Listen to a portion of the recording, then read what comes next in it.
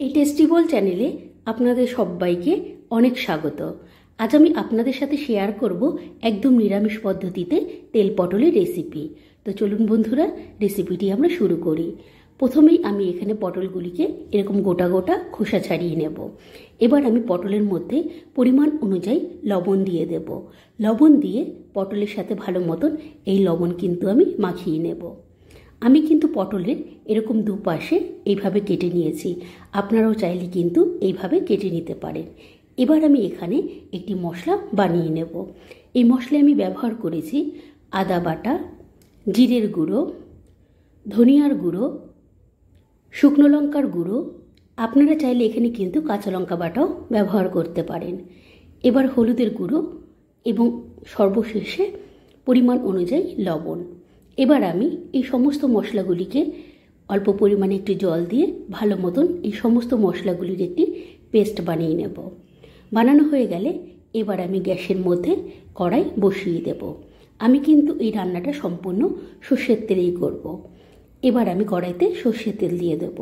তেল গরম হয়ে গেলে এবার আমি এই সমস্ত পটলগুলিকে ভাজার জন্য এক এক করে তেলের মধ্যে দিয়ে দেব। এবার আমি পটলগুলিকে ভালো মতো নাড়াচাড়া করে নিয়ে হালকা লালচে করে ভেজে নেব। আমি কিন্তু এখানে পটল বেশি কড়া করে ভাজবো না। পটলগুলো যখন এরকম হালকা লালচে হয়ে আসবে এবং নরম হয়ে যাবে, তখনই কিন্তু আমার পটল ভাজা হয়ে যাবে। এবার আমি তেল থেকে এই সমস্ত পটলগুলি তুলে নেব।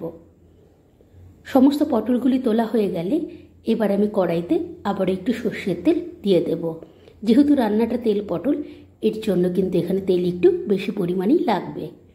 এবার আমি তেলের মধ্যে কালো জিরে এবং শুকনো লঙ্কা ফোড়নে দিয়ে দেব। এবার আমি এখানে তেলের মধ্যে টমেটো বাটা দিয়ে দেব। টমেটো বাটা তেলে ভালো মতো নাড়াচাড়া করে নেব, যাতে টমেটোর যে কাঁচা গন্ধটা সেটা যাতে চলে যায়।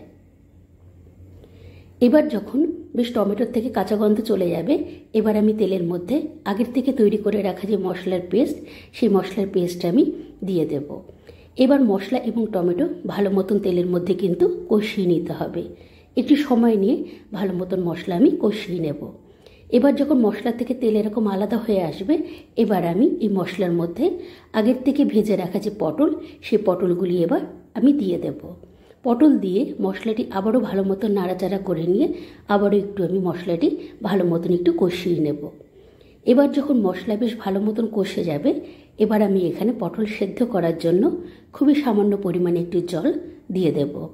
জল দিয়ে এবার আমি পটলটি ভালো মতন নাড়াচাড়া করে এবার কিছুক্ষণ একটু ফুটতে দেব। এবার যখন তরকারিটি বেশ ভালো মতন ফুটতে থাকবে, আমি এখানে কয়েকটি কাঁচা লঙ্কা দিয়ে দেব। এর সাথে এখানে আমি মৌরি এবং গরম মশলার গুঁড়োও কিন্তু দিয়ে দেব। এবার আমি ভালো মতন তরকারিটি নাড়াচাড়া করে নিয়ে আবার একটু কিছুক্ষণ ফুটতে দেব। এবার পটল যখন বেশ ভালো মতন সেদ্ধ হয়ে যাবে, তখনই কিন্তু আমার তৈরি হয়ে যাবে তেল পটলের এই রেসিপি। আপনারাও ঠিক এইভাবে বাড়িতে বানান এবং সবার সাথে আপনারা উপভোগ করুন। আজ তবে আসি বন্ধুরা, বাই।